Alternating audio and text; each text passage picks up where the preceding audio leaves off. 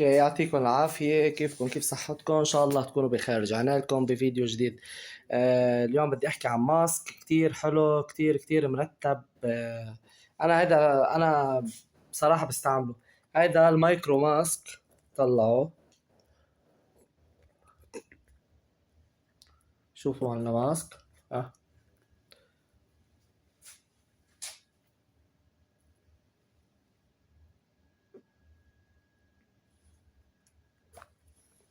بصراحة ماسك بجنن. أه سعر كتير كتير حلو.